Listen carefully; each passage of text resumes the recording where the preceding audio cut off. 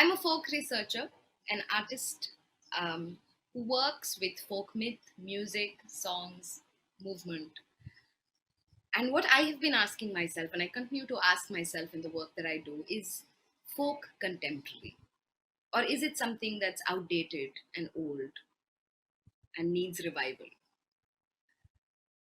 I believe somewhere folk needs to be made contemporary, and that's why I continue to tell the stories that I pick up from the field.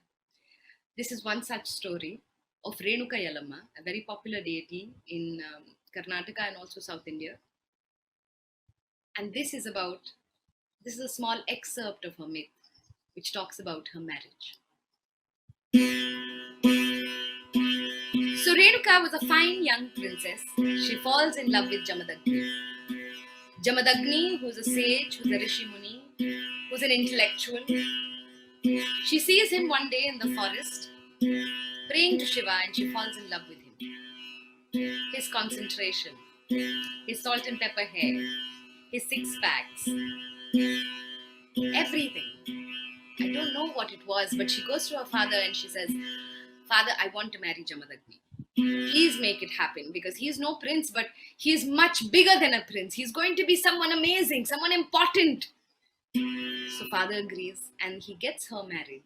And she's a princess, so hence there was a wedding of many, many days. And after the many, many days, she's sent off to her new home. She had to say bye to everything that she had known. Her large bedrooms, big gardens, the peacocks in the gardens, the LCD screens in the bedrooms. And she had to go live with Jamadagni in a forest. So this is a song which is a goodbye song. It's a Bidai Gana from my grandmother's village.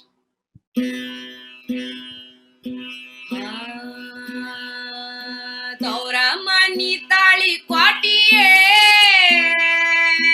atti mani uncle kwatiye, karila ka bandun maidan dhariye, nada deva gida mariye. My mother's town is one village, Talikwati.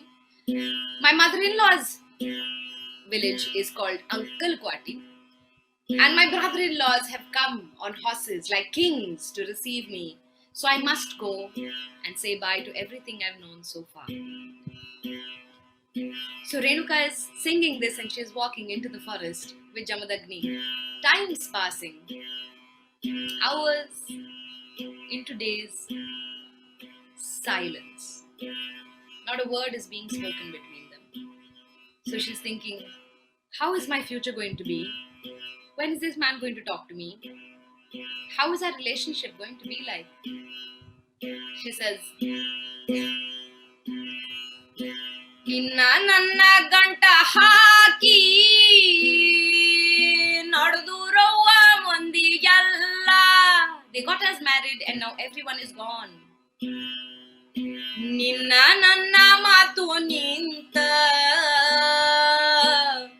adhu gantirari gonta. We have walked miles together, but not a word has been spoken. How is this going to be? So many questions in her mind. With those questions, she walks into Jamadagni's house. She's about to step into this house, and her husband calls out to her, Renuka! She's startled. It's the first word that's come out of his mouth towards her, like he's addressing her. She says, Yes, Swami. He says, Do you see that mountain over there? She says, Yes, Swami. You have to go across this mountain. And there is a river.